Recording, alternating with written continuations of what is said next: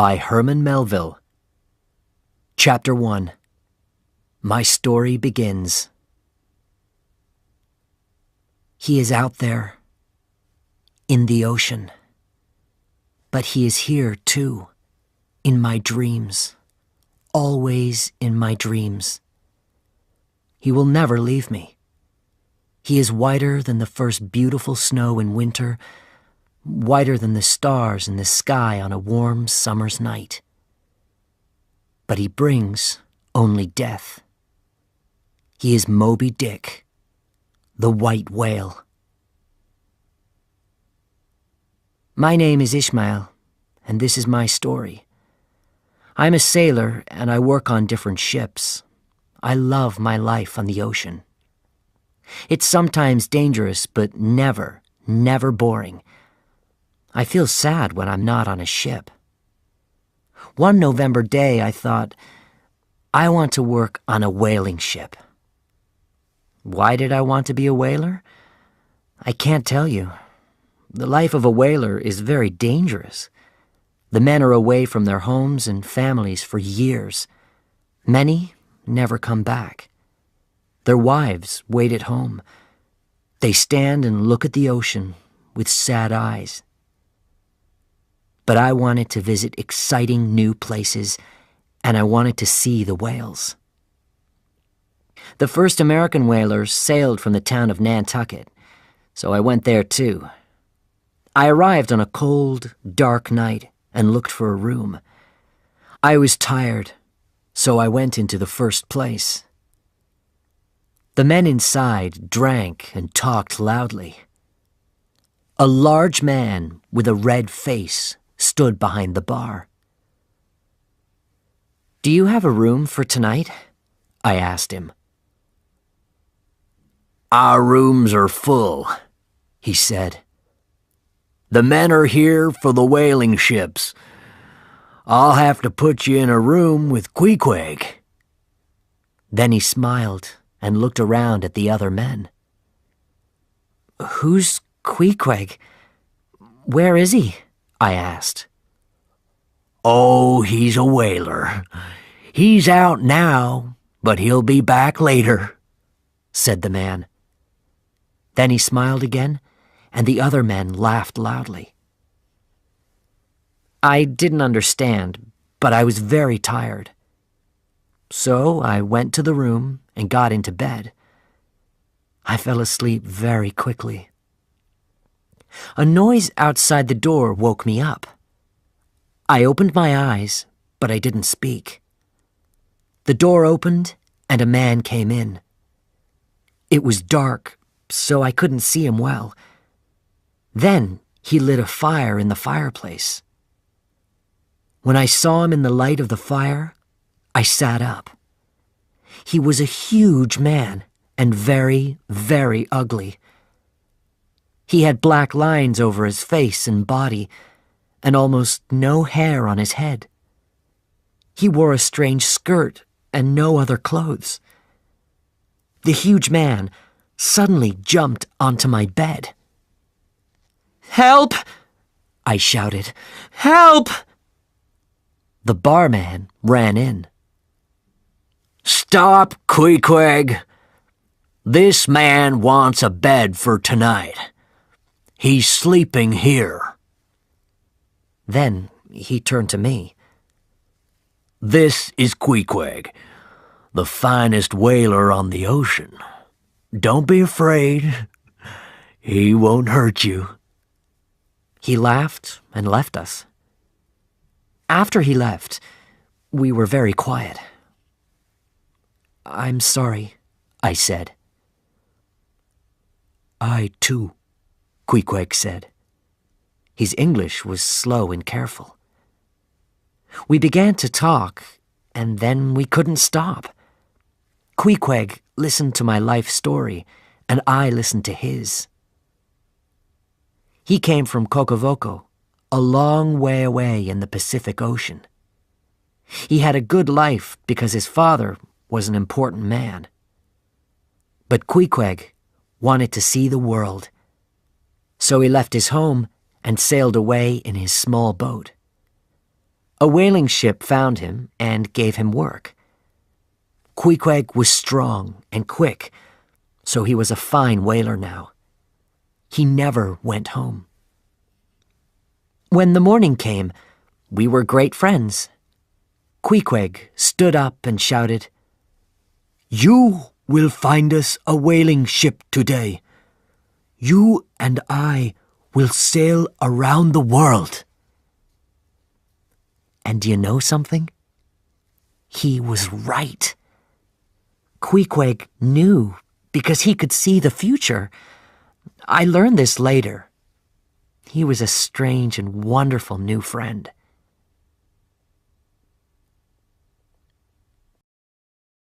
Chapter 2. We Find Our Ship. That morning, I looked around Nantucket for a good whaling ship. I stopped looking when I saw the Pequod. It was tall and strong. Its wood was dark from many years on the wild oceans. I went onto the ship. A man sat at a table with a big book in front of him. He wore a long black coat and a big black hat. He didn't smile. "This is a fine ship, and I want to go whaling with you. Where do I write my name, Captain?" I asked happily. "I'm not the captain. Captain Ahab is sick. He's down below. I'm Starbuck. Are you a whaler?" he asked. "No, but I'm a good sailor," I answered. "You can ask the captains of my other ships." "I'm not interested in your captains and your ships," he said. "Sailing is not whaling. Whaling is a hard life. You'll be away from home for many years. The work is difficult. You have to be strong and fast, and it's very dangerous. I want to learn, and I want to see the world," I said. "Oh, you'll see the world, and you'll see more, good and bad. Some very bad things." He looked at me for a minute. Then he spoke again. "I'll tell you about whaling. Captain Ahab has only one leg. And do you know why? Because a whale took his other leg. A huge whale took it off." I said nothing. What could I say? "So, you want to be a whaler on Captain Ahab's ship? Can you look into the eye of a whale? Can you stand in front of its huge mouth and throw your harpoon?" "I can, and I will," I shouted. "I'm not afraid. I'm a good sailor. You'll see. This is my life, and I—" He stopped me and turned the big book around.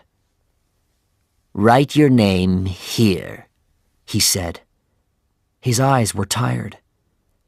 "Thank you. You won't be sorry," I said. "Don't forget my words," he answered. "I have a friend. He's a good whaler," I said. "We'll see. Bring him tomorrow," said Starbuck. Queequeg and I went to the Pequod the next day. The men on the ship laughed at this huge, ugly man. Queequeg didn't say anything. He looked down at the water from the ship. Then he turned and spoke to the men. "Do you see that bird?" he asked. The men looked, but they couldn't see anything. "There," said Queequeg. The men looked carefully this time and saw a small dead bird a long way away on the water. "That bird is a whale's eye," said Queequeg. He threw his harpoon and hit the bird. "Now that whale is dead," he said. The men were quiet. Queequeg was better than every other man on that ship. And so the Pequod had 2 new whalers. We went to our room and got our things. An old man stopped us on the street before we got back to the Pequod. "Are you sailing with Captain Ahab? Do you know him?" he asked. "Yes, we're sailing with him. He's sick now, but we'll meet him later," I answered. "Sick!" he shouted. Yes, he's a sick man. He's the devil. And who are you? I asked. I'm Elijah, he answered. Why do you say this about Captain Ahab? Men say that he's a good whaler. He knows the ocean. They're right, answered the man quietly. Then his eyes turned big and wild. But he's the devil. I sailed with him. I know, and his men are the devil's helpers. He looked at me strangely. He only has one leg. Do you know Captain Ahab's story? I suddenly felt afraid. Of course we do, I said. I turned to Queequeg. Come, my friend, I said. Let's leave this crazy old man. And we went quickly to the ship. We sailed on Christmas morning. Captain Ahab didn't come up and meet the whalers, but every night we heard him. He walked up and down, up and down. One night we heard Starbuck speak. Please, Captain, stop. You're waking your men up. No, I can't sleep, so my men won't sleep. They can think of whales in their beds, dead whales. That's their job, shouted Captain Ahab. I thought of Elijah's words, the devil's helpers. Were the men on the Pequod devils? There was unhappy Starbuck. Then there was Stubb. He was very different. He always laughed and told funny stories. From my bed, I looked around at my neighbors. Bildad, Tashtego, Dagu, Flask, Manxman, and the other whalers. They were from many different countries and had interesting stories. They weren't all good men, but they weren't devils. Who were Captain Ahab's devils? Chapter 3. Captain Ahab's Story. For 3 weeks, Captain Ahab stayed below. Then one day, suddenly, he was there in front of us. He was a thin man, but he was strong. He had a hard face with lines on it from years of sun and wind. His hair was gray and wild. His clothes were black. Then I saw it, his white whalebone leg, and an ugly white line ran down from the top of his head. Did it go down to his feet? Who or what did that to him? What fight did he lose so badly? He stood and looked at us with angry eyes. What do you do when you see a whale? He suddenly shouted. Shout, sir, answered the men. Good. Look at this. He showed us some gold. I want one whale, a white whale. One of you will see this whale first. That man will get this gold. We stood quietly. Whalers don't make much money. We thought about the gold. We could buy a lot of nice things with it. You'll know him when you see him, said Captain Ahab. He's the biggest whale in the oceans. I saw this whale, said Queequeg to me. He is a mountain. Very big. Very strong. I put my harpoon in him. He got away. I have to find this whale. I will find him, shouted Captain Ahab. Are you talking about Moby Dick? Asked Testego. Yes, answered Captain Ahab. Moby Dick took your leg? Said Starbuck quietly. Captain Ahab shouted angrily at Starbuck. Yes, he took my leg. He took half of me. Now I'm half a man, and Moby Dick will pay for this. I'll follow him to South America, to Africa. I'll follow him to the end of this world. I'll see him dead. He turned to the other whalers. Are you with me, men? Yes, they shouted. They were excited. They saw the gold. They shouted and laughed. Only Starbuck stood quietly. His face was as dark as the sky before it rains. What's your problem? Captain Ahab asked him angrily. Then he smiled. It's too dangerous. Is that the problem? I'm not afraid of dangerous work, answered Starbuck.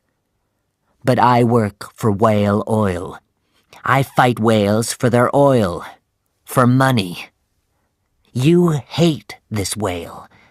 How much oil will that bring you? How much money? When I kill Moby Dick, I'll be rich in here, shouted Captain Ahab, and he hit his body with his hand. He turned and started to walk away. Are you going to follow this animal because it won a fight with you? It's wrong. It's crazy, shouted Starbuck.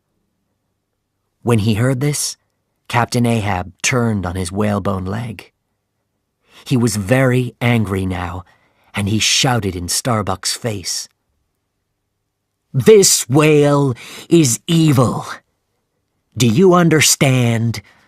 White is the color of ice, and ice takes strong ships down under the water. White is the color of a man's eyes when he can't see. White is the color of dead men. White is evil, and this whale is evil. He's laughing at me. I'll only be free when this evil is dead. Dead. The color left Starbuck's face. He was the loser of this fight, and Captain Ahab knew it. He turned to the men again. Drink! Death to Moby Dick! He shouted. The men put their harpoons up high and shouted too. Then they drank and danced. Later that same night, the men were asleep and the ship was quiet. I was outside with Pip, the little cook boy. We had to put water out for the next day's whaling. "Listen," said Pip. "Can you hear that?" "I hear men." The whalers were at the other end of the ship. There was nobody there. "I don't hear anything," I said. "No, listen," said Pip. "There are men below us, 5 or 6 of them. Can't you hear them?" "It's the ocean, Pip. It's playing games with you," I answered. "I have good ears," said Pip. He was angry with me and walked away. I watched him go. Then I sat and looked up at the stars. I dreamed of the white whale. I dreamed of gold.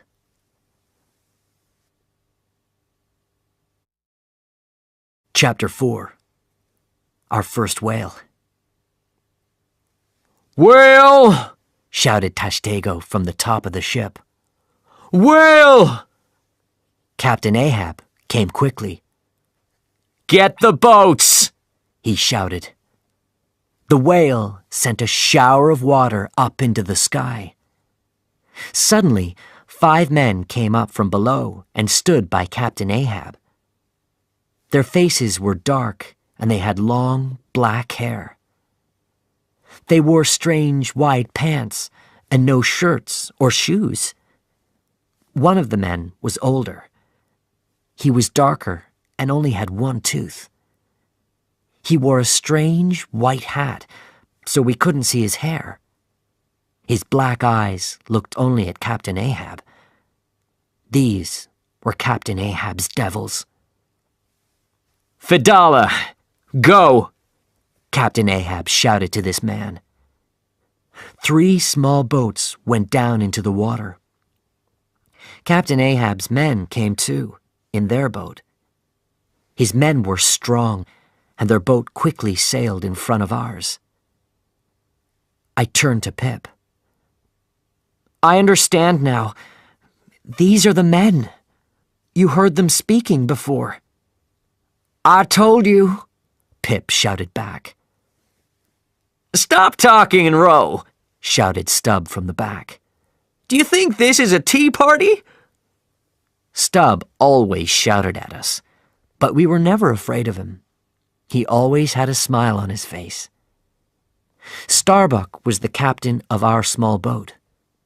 He didn't talk to us, but we heard him say quietly, "Who are those men? What's Captain Ahab doing?"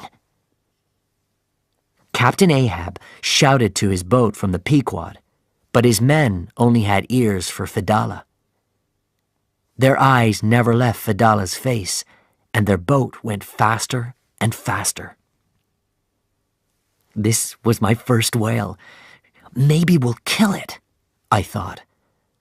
I was excited. Every whaler was excited. But why weren't we afraid? Because our heads were full of money, oil, gold. The sky suddenly turned dark with rain, but we didn't go back. "We have time. We can kill a whale before the heavy rain comes," said Starbuck. Queequeg stood ready with his harpoon in the front of our boat. Suddenly, the whale was there again. It came up out of the water, under our boat. Men and harpoons went everywhere. Then the heavy rain came. In minutes, our boat was full of water. Strong winds took our sails down. The whale left us and swam down into the dark water. After some time, the wind stopped. We waited, and day turned to night. We couldn't see anything. Where were we? Where were the other boats? The men weren't angry with Starbuck. The weather can play games with the best sailors. More hours came and went. We were wet, tired, and afraid. Then we saw a large black thing in the water. Was it the whale again? No. It was the Pequod, but the men couldn't see us. "It's gonna hit us," shouted Stubb. We jumped into the ocean and began to shout for help. When the men on the Pequod heard us, they put ropes down. Then they helped us onto the ship. The other men were there, Captain Ahab's men too. They turned back when they didn't see the white whale. Chapter 5. The Albatross and the Samuel Enderby. We fought and killed many whales after that first night, but our work didn't finish when we killed them. We then had to climb down onto the dead whale and cut off the fat. We had to work quickly because sharks came for the whale meat. Sharks could eat a whale in one night, and some of these whales were almost as big as our ship. We cut off large squares of fat and pulled these squares onto the ship. This was a long, hard job. It was also dangerous because sharks swam around us. We then cooked the fat and made oil. When the oil was ready, we put it into barrels. Oil gave us light and made us warm. We could sell it to people around the world. Oil was our money. But did this make Captain Ahab happy? No. The money wasn't important to him. He only thought about Moby Dick. He could only hate. He stood for hours on the ship, in the rain, in the snow, and looked at the ocean. When other ships went past, he didn't ask them, "How are you? Do you want help?" He only asked, "Did you see the white whale?" One day we met the albatross. It was on its trip home after 4 long years on the ocean. The ship and its whalers looked ready for home. The men were tired and thin, with large, hungry eyes. The wind was strong that day, so the albatross couldn't come near us. But the captain put his hand up and smiled. Captain Ahab shouted from the Pequod, "Did you see the white whale?" The captain shouted his answer, but the wind carried his words away. Captain Ahab put his hand behind his ear, but he couldn't hear the captain. "This wind!" he shouted. "Listen! Tell people at home, we're sailing around the world. We'll bring back the teeth of the devil whale." Starbuck stood and watched Captain Ahab. "Is he forgetting his wife and child at home?" he said to me. "Wife and child?" I asked. Did Captain Ahab really have a family? "Oh, yes. His family is waiting for him," said Starbuck. "And my family is waiting for me. Every day my wife, Mary, takes our son to the beach. They look at the ocean. They hope that they'll see our sails one day."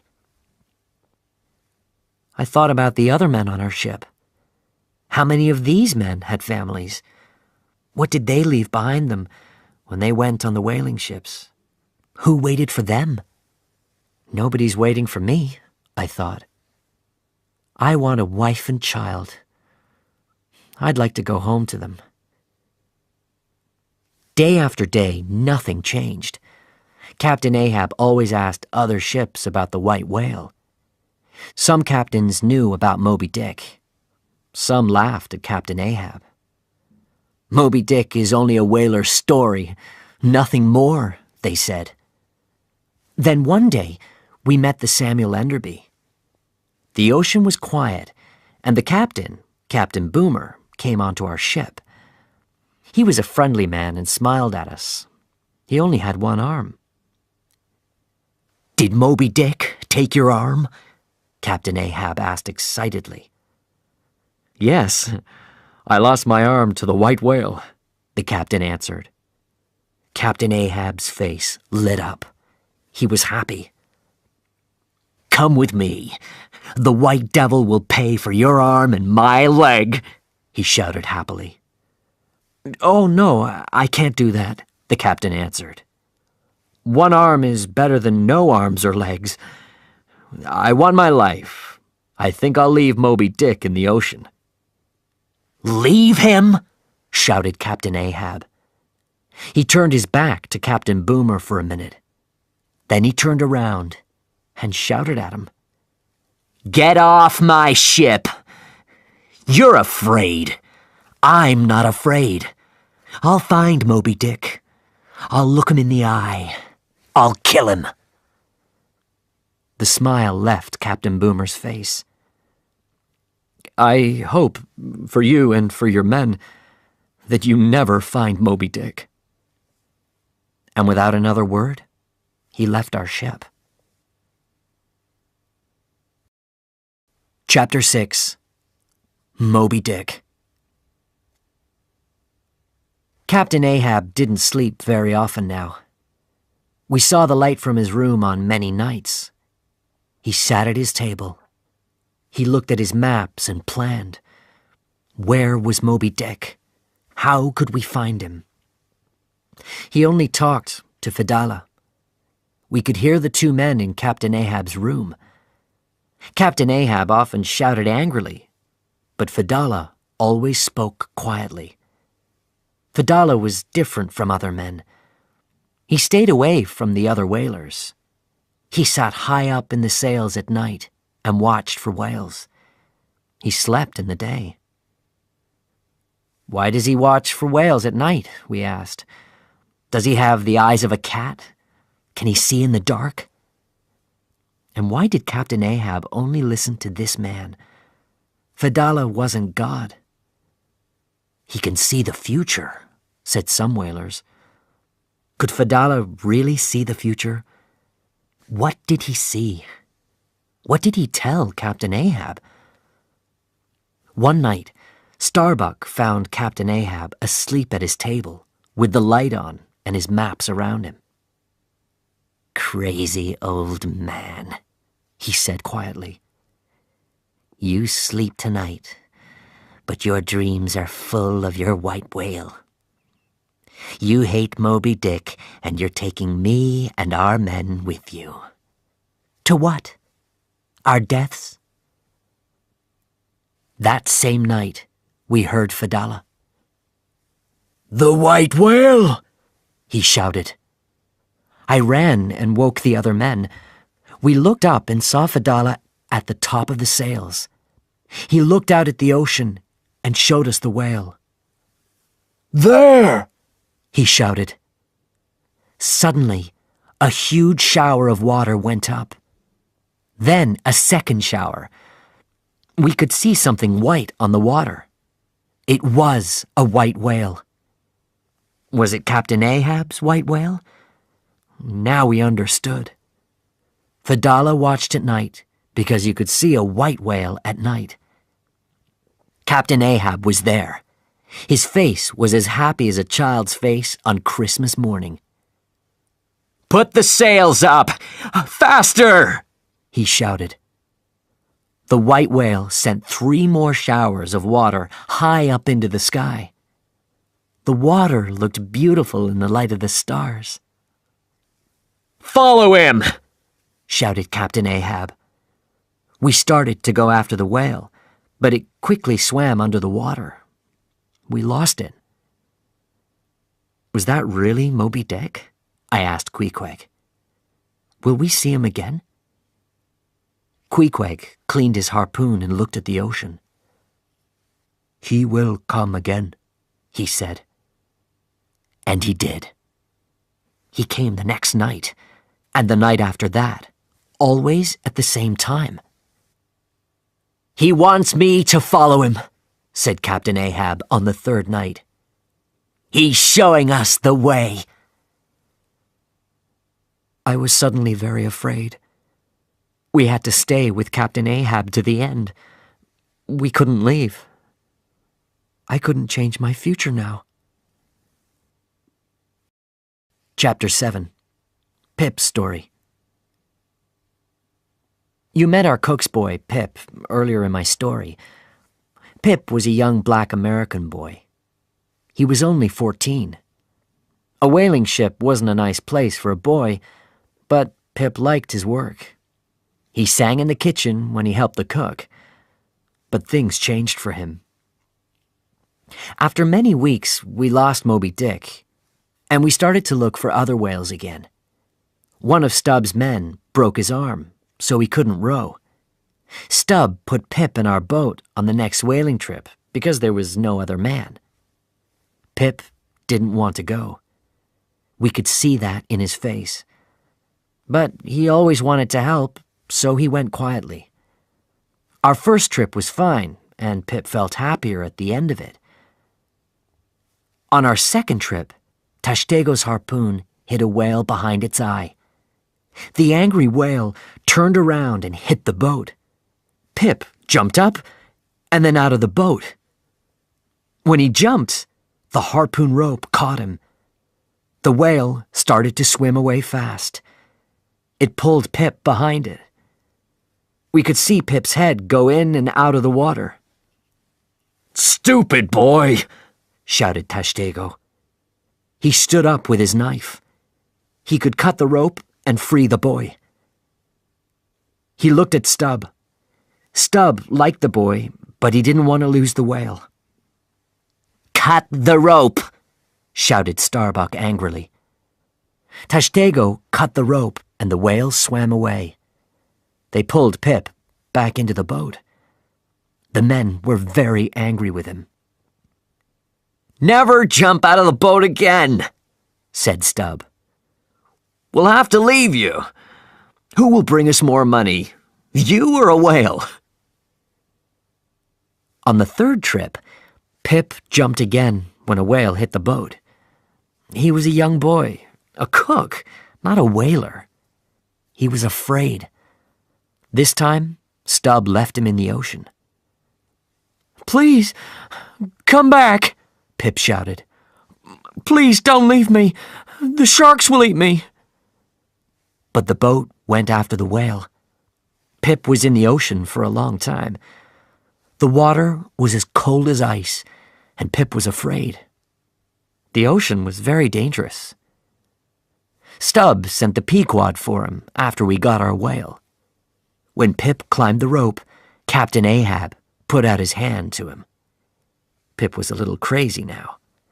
When he saw Captain Ahab's hand, he saw the hand of God. "Thank you, God," he cried. After that day, Pip was a different person. He followed Captain Ahab everywhere.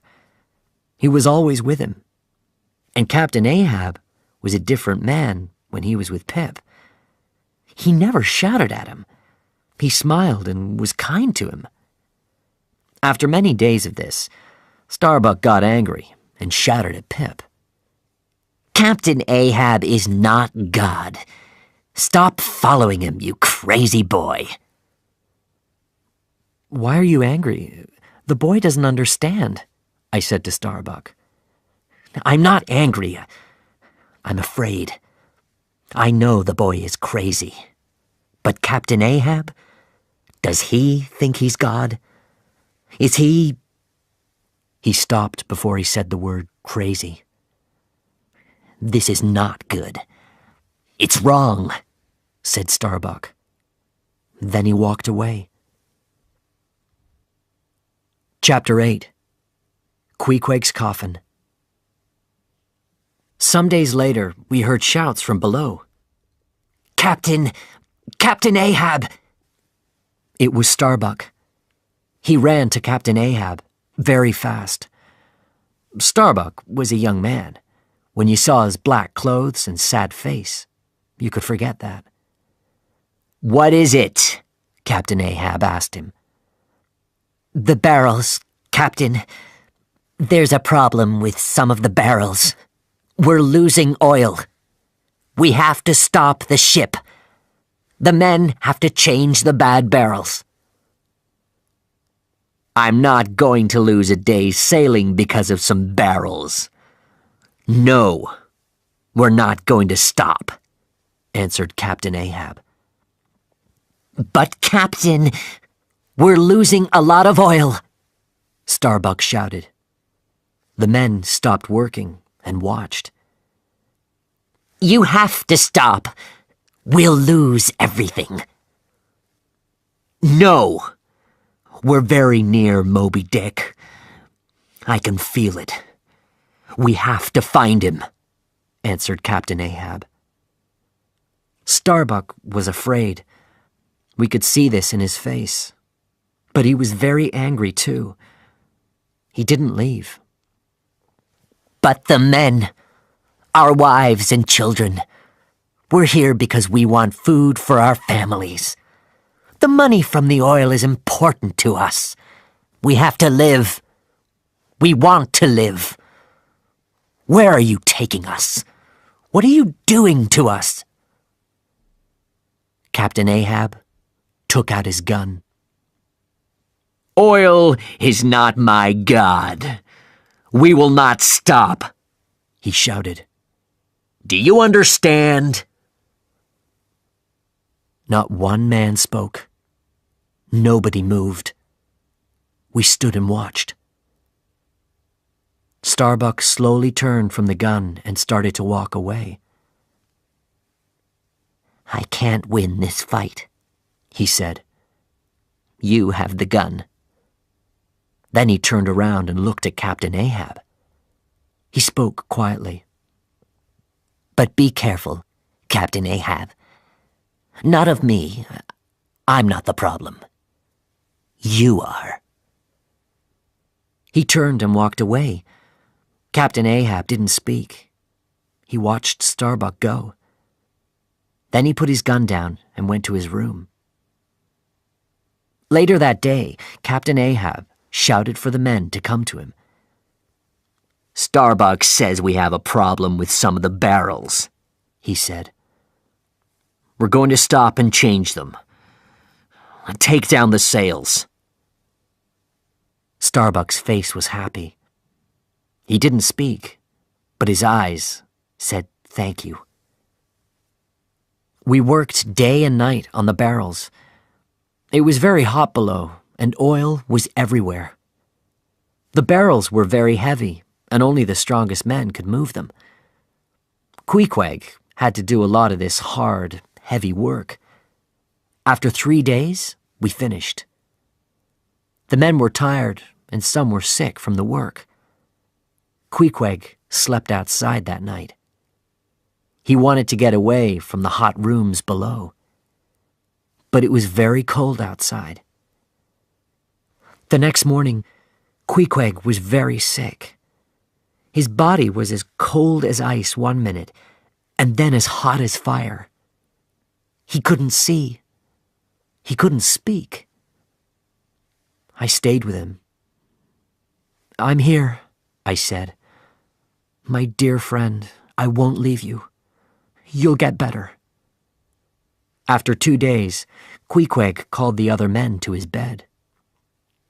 "Make me a coffin," he said. "I am going to die." "No! You aren't going to die. You can't leave me," I cried. "Yes, my friend. I am going to die. Men, please make my coffin. Do not throw my body into the cold ocean." The men made Queequeg his coffin. When they finished it, they brought it to him. "Bring my harpoon," he said, "and some food and water." We put his harpoon next to him and brought him food and water. "Put them in my coffin," he said. So we put them in. "Now, put me in the coffin," he said. "No!" we shouted. "I want to try it," he said. So we put him inside and closed it. After some minutes, he spoke. "It is good. Now I will go to my bed again." He looked at the coffin from his bed. Then he closed his eyes and slept. I sat and cried. I waited. The other men were very sad too. Queequeg was a good man and the best whaler on the ocean. Then one morning, Queequeg sat up. "I cannot die now," he said. "I have to do some things first. I will die later. Now, I will go to work." Nobody could understand. But we put his coffin away, down with the barrels of oil, and went back to our work. Chapter 9. Captain Ahab's Dream. We sailed into the Pacific Ocean, and the whaling was good. One day, we killed 4 whales. We couldn't cut the fat off 4 whales in one day, so we had to watch them that night.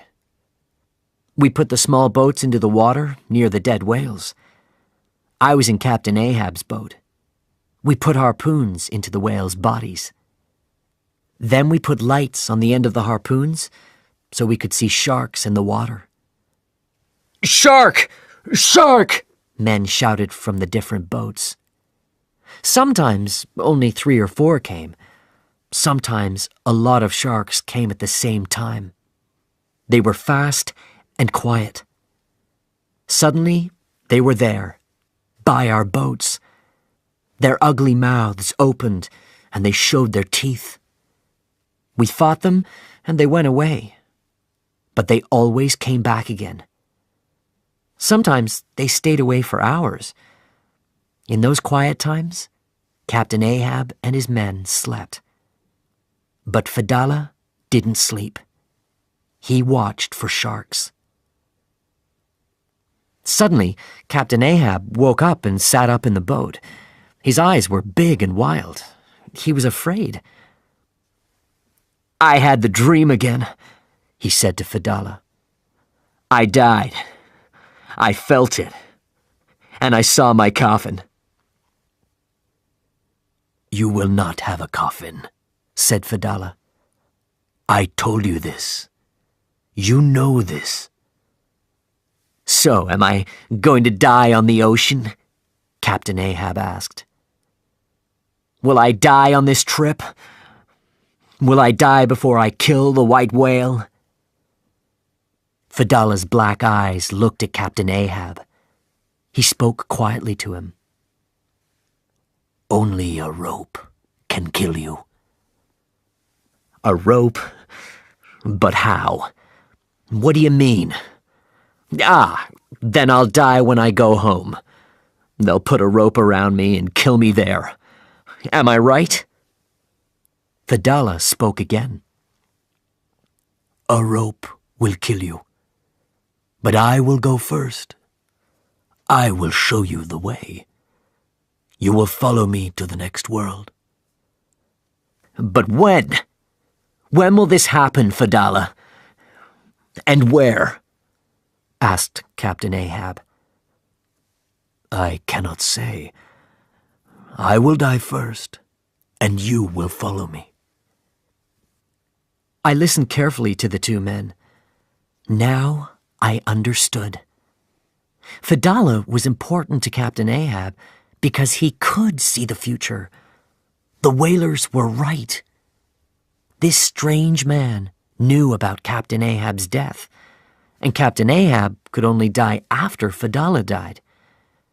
Fadala suddenly looked at me. Could he understand my thoughts? I quickly closed my eyes.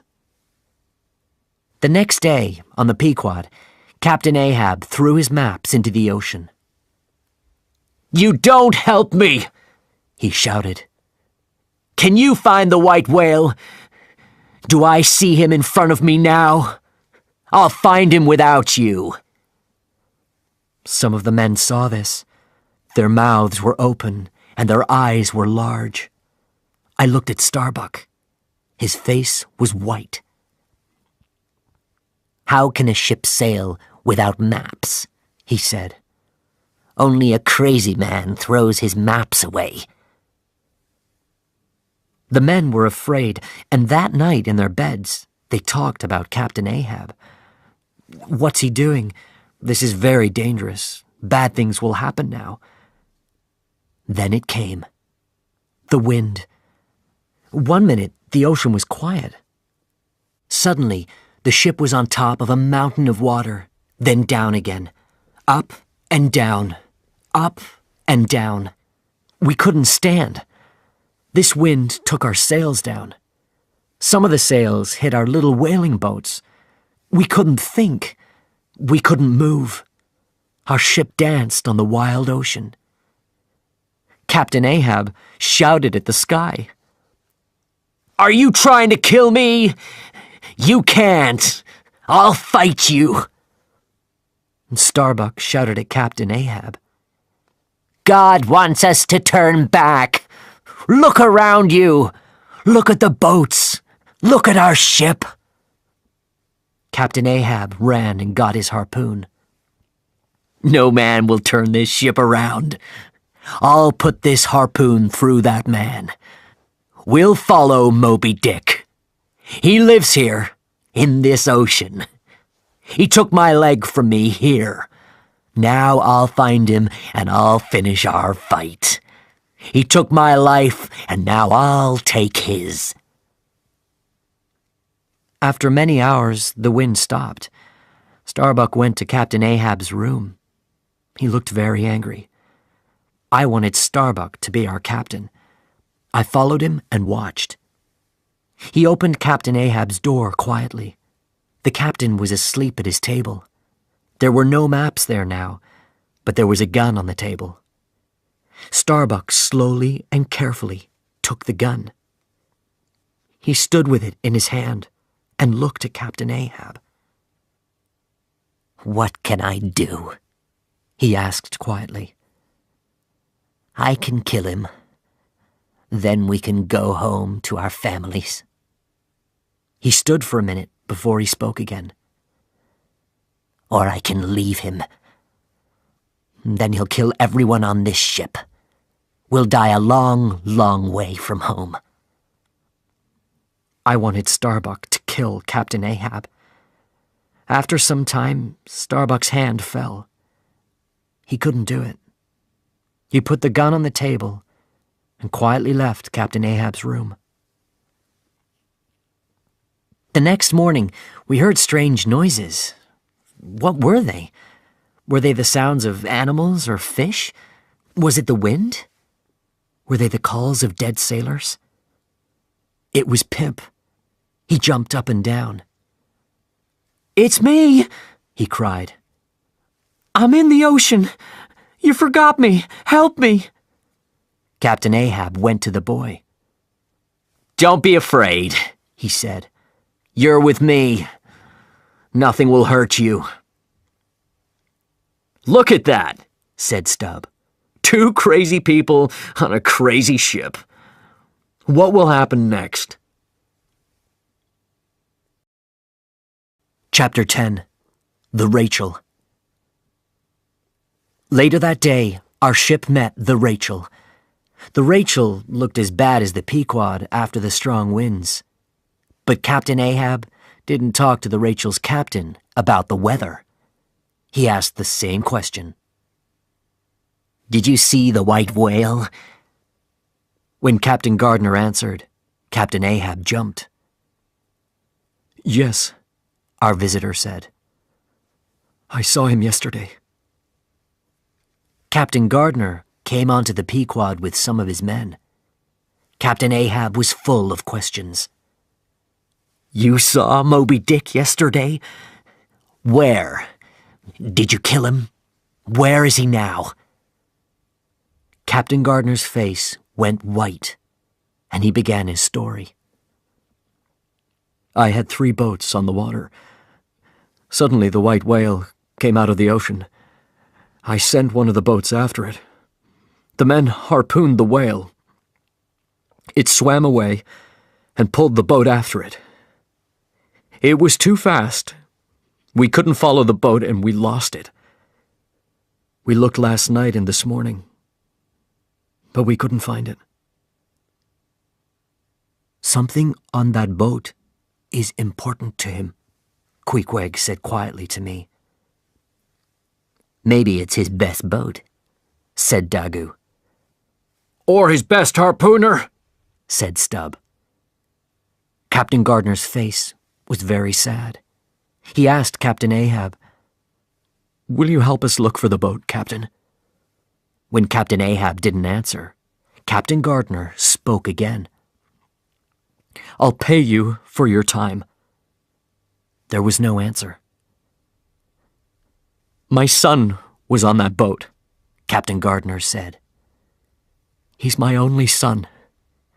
12 years old. You and I can find him, Captain Ahab. I hope you'll help me." We stood and waited for Captain Ahab's answer. "We have to help him," said one whaler loudly. "We're all whalers and many of us have sons." "Can't we help him?" asked another man.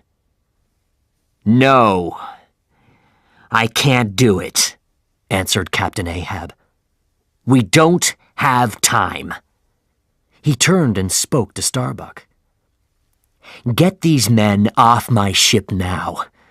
We're going to sail in 5 minutes. Then he walked away. Captain Gardner looked at each whaler's face with his sad, red eyes. But we could do nothing. We had to go with our crazy captain. In the days after we met the Rachel, Captain Ahab started to get ready for the fight with Moby Dick. He wanted to look after Pip, so he brought Pip to his room. He spoke to him. These next days are going to be very dangerous, he said. We're going to kill the white whale. This is going to be a long, hard fight. I want you to stay here, in my room, Pip. Never leave. You'll hear many things, but you have to stay here. Do you understand? Pip listened carefully to Captain Ahab. He didn't really understand everything, but he always wanted to please his captain. He never left Captain Ahab's room again. Captain Ahab always stayed outside after that. He didn't go to his room. He sat and watched the ocean for Moby Dick, morning and night. He ate outside and slept outside in his dirty clothes. Fadala was there too, but the two men never spoke now. They only did one thing. They watched. One morning, a large black bird flew down from the sky. It flew to Captain Ahab's head. Captain Ahab put his hands up, but the bird flew around and around his head. Fadala did nothing. Then, suddenly, the bird took Captain Ahab's hat and flew away. Some of the whalers laughed, but some of them were afraid and talked about it later. What does this mean? Will more bad things happen now? They asked. Chapter 11. The fight begins. Some days later, Captain Ahab and Starbuck stood and watched for whales. Captain Ahab spoke sadly to Starbuck. "What kind of life do I have?" he said. 40 years of hard work, little sleep, little money. I married my dear wife, and the next day I left on a whaling ship for 3 years. I feel old, Starbuck. Old and tired. I think of my family. My young son is sleeping now. My son is sleeping too, answered Starbuck. Why don't we go home and see our boys, Captain?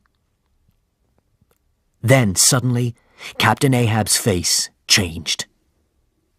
Wait. Moby Dick is near. Very, very near. I can feel him. The hope left Starbuck's face, and it turned sad again. He walked slowly away from Captain Ahab and went back to work. Captain Ahab was right. Moby Dick was very near. "White whale! White whale!" the captain shouted the next morning.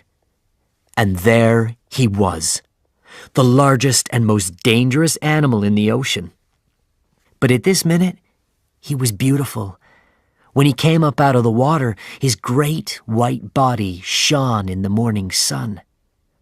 Birds followed him and flew above him. Captain Ahab's face shone too.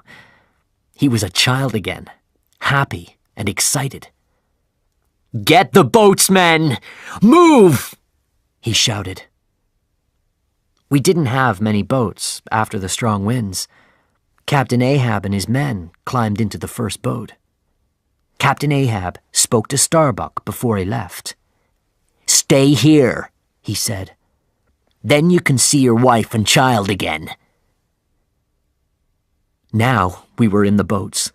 Moby Dick came up out of the water again. He was a huge white mountain. There were harpoons in his body from his many fights with whalers. When he hit the ocean again, water showered down on us.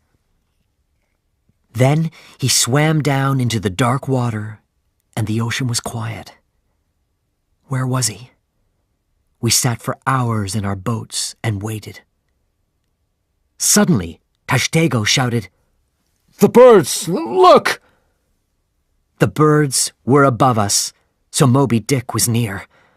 We looked into the water. Something was down there. It came nearer. It got bigger and bigger. Then he was there, the huge white whale. He came up under Captain Ahab's boat. His mouth opened. I could see his teeth. He closed his mouth on Captain Ahab's boat and took it out of the water. Fadala and his men jumped into the ocean. Captain Ahab didn't jump. He stayed in the boat and shouted at Moby Dick. He tried to fight him, but he couldn't. His harpoon was in the ocean now, and he couldn't move easily with his whalebone leg. Then the boat broke and fell into the ocean. But Moby Dick didn't swim away. He started to swim around Captain Ahab and his boat. He began slowly. Then he swam faster and faster. We couldn't get near him in the other boats. We couldn't help Captain Ahab. "That whale is playing with him," said Stubb. The birds flew around and around in the sky above Moby Dick. "Get the whale! Bring the Pequod!" shouted Captain Ahab. The noise from the ocean and the birds was very loud. Could anybody on the Pequod hear him? But the Pequod's sails went up. It turned and started to sail to the white whale. We watched from our boats. "It's going to hit Moby Dick!" we shouted. But suddenly, Moby Dick went down into the water again. The water stopped moving. The ocean was quiet. Moby Dick didn't come back. The whalers on the Pequod pulled Captain Ahab and his men out of the water. Captain Ahab's men were really afraid now. They shouted and cried. But Fadala didn't speak. He walked away and looked out at the ocean. How did he feel? His cold black eyes showed nothing. Captain Ahab went to his room and got the gold. "This gold is mine now," he shouted to the whalers. "I saw Moby Dick first, but I'll give it away. We will kill Moby Dick. The only question is, when? Who will see the white devil first on that day? That man will get this gold." Starbuck shouted at Captain Ahab. Didn't you learn anything today? Are you really crazy? You have to stop. Don't go after that whale again. "Ha!" Captain Ahab answered. Today was nothing. You are nothing. I'm going to finish this. I'll stop when the white devil is dead, with my harpoon in his white devil's body.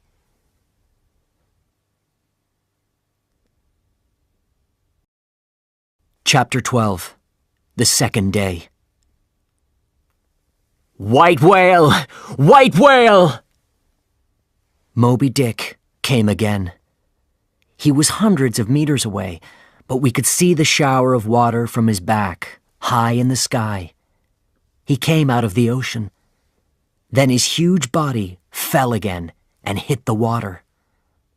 3 boats went after him. Captain Ahab and his men took Dagu's boat.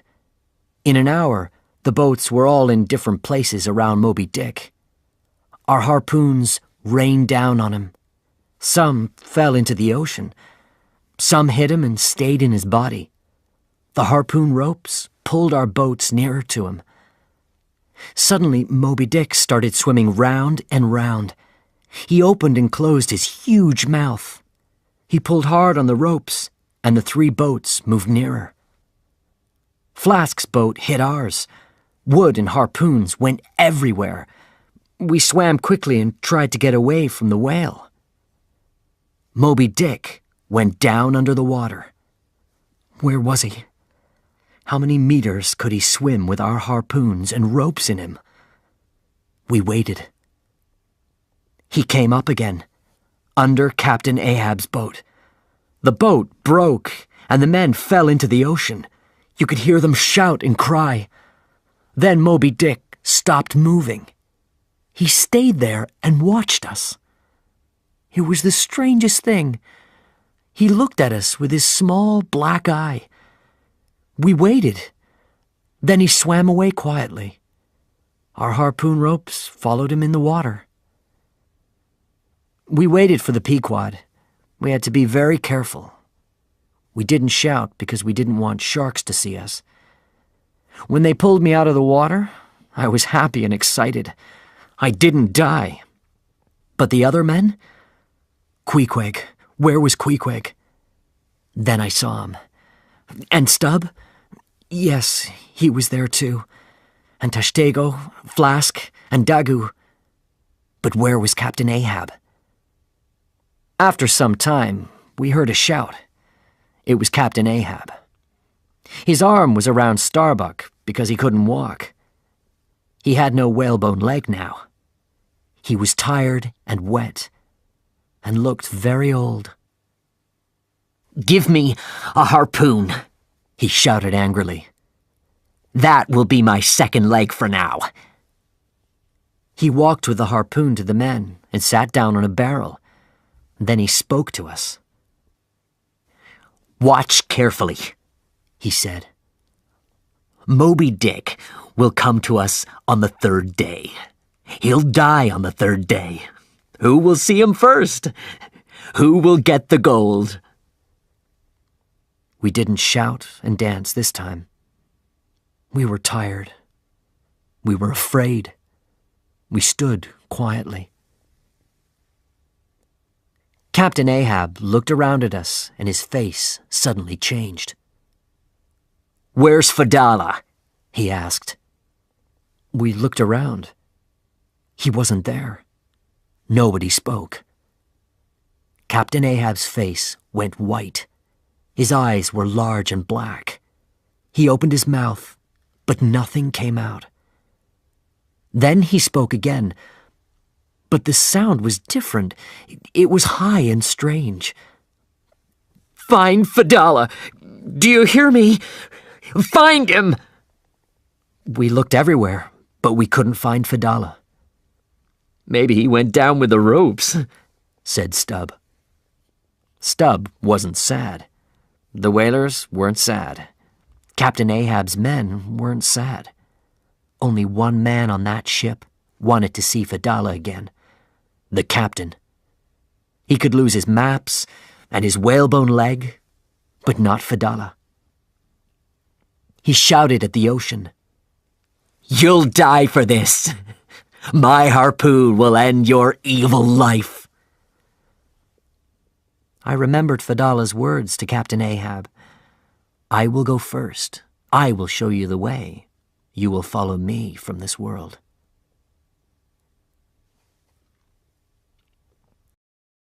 Chapter 13. The End. On the morning of the third day, the sun shone in the blue sky and the ocean shone in the sunlight. The Pequod sailed well. It was the most beautiful day, but the saddest day. "On the third day he'll come," Captain Ahab said again and again. He sat high up in the sails and watched. He looked better now. He looked strong again. After 40 years on the ocean, Captain Ahab understood whales well. "Why don't we see him? We're going too fast," he said. "Moby Dick has our harpoons and ropes in him. He can't swim fast. Turn around. We'll go back for him." Look at Captain Ahab. He's running to his death, said Starbuck sadly. "There he is!" shouted Captain Ahab after 2 hours. And there was Moby Dick. Starbuck spoke quietly. How are you, Mary? How's our boy? Why did he speak to his wife? Did he know something? Was this the end? Captain Ahab thought only of Moby Dick. He shouted happily at the whale. You and I had to meet. We had to fight. Now is our time. Captain Ahab climbed down from the sails. He couldn't walk without his whalebone leg, so Starbuck helped him. Will you watch our ship when I fight Moby Dick? Captain Ahab asked Starbuck. Captain, don't go, said Starbuck. Take my hand, said Captain Ahab. Can we be friends now, at the end? Oh, Captain, Starbuck cried. We only had one whaling boat now, so many men had to stay on the ship. Queequeg stayed, but I had to go on the boat with Captain Ahab and the other men. Be careful, my friend, Queequeg said to me. When our boat went down to the water, we saw young Pip's face in the window of Captain Ahab's room. His eyes were large and sad.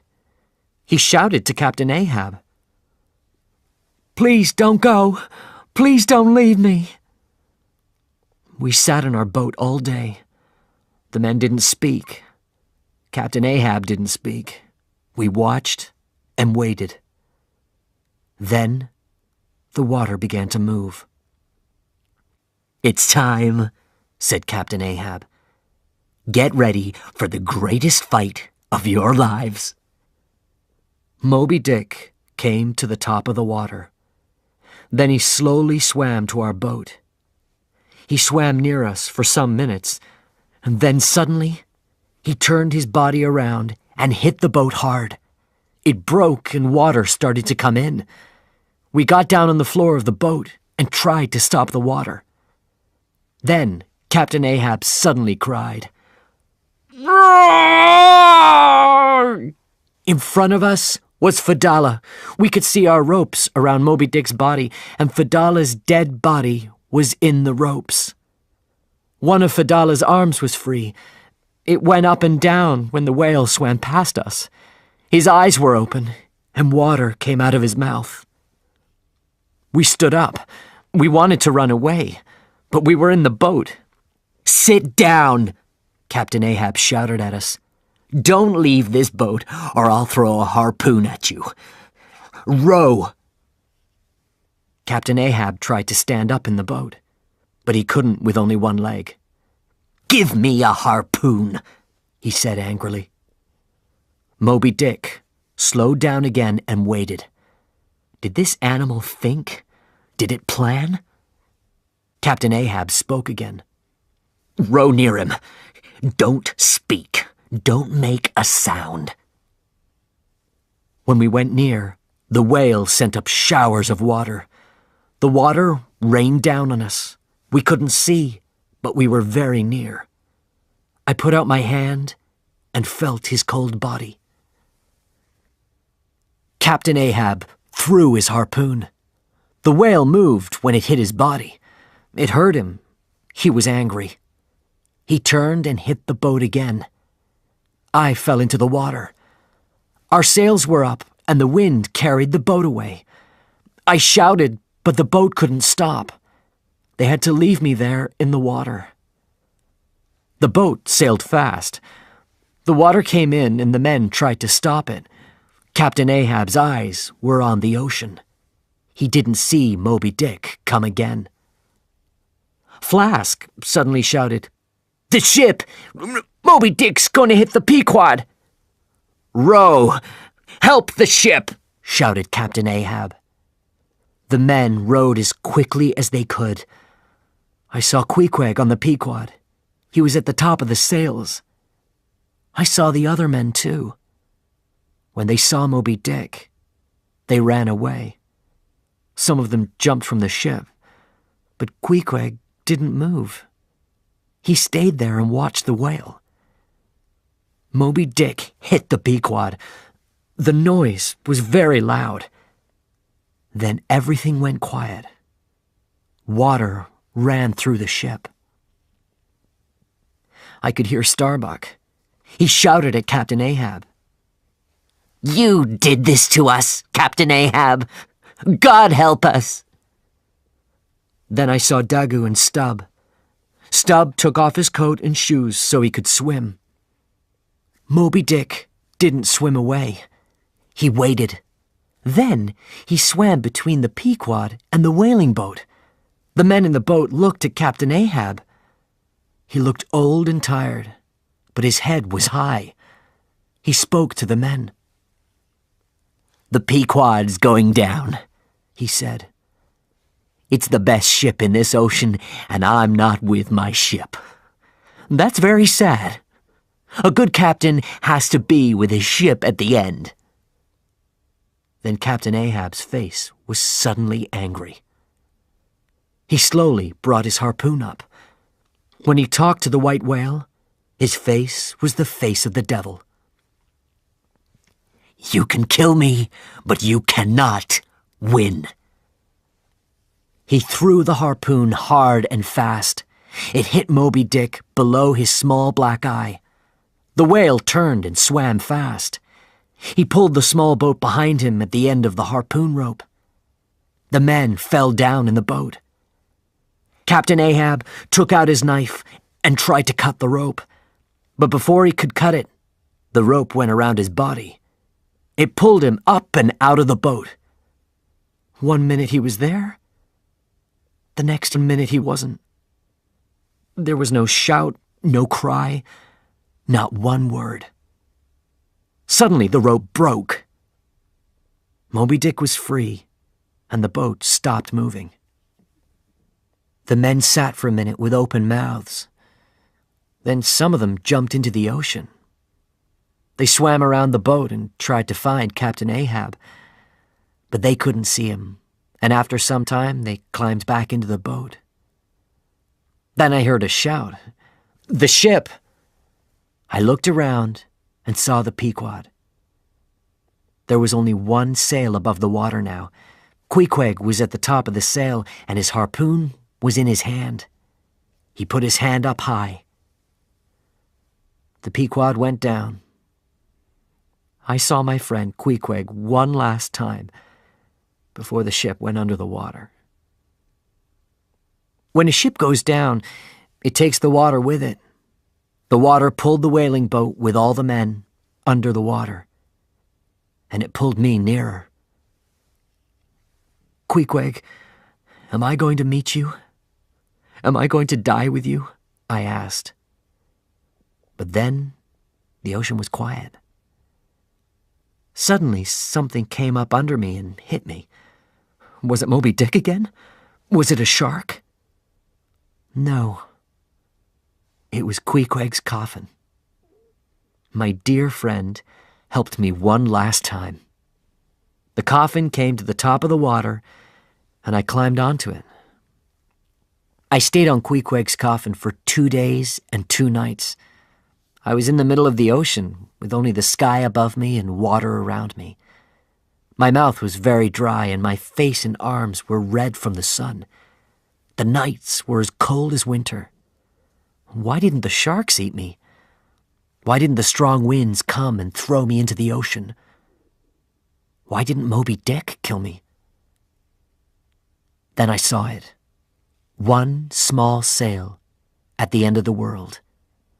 It slowly came nearer, and after some hours I could see the ship. The men on the ship saw me in the water and shouted at their captain. They were excited. They were happy. When the ship came nearer, I understood. It was the Rachel. The men started to pull me out of the water and saw their mistake. I wasn't their captain's son. But they were very kind to me. They gave me food and water and a bed.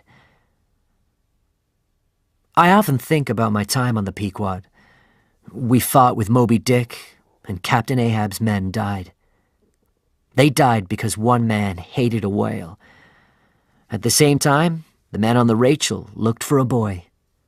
They looked for a boy because one man loved his son. And after their hard work and their hopes, they found only me. So, I lived. I can tell you my story. And Moby Dick lives. He is out there now.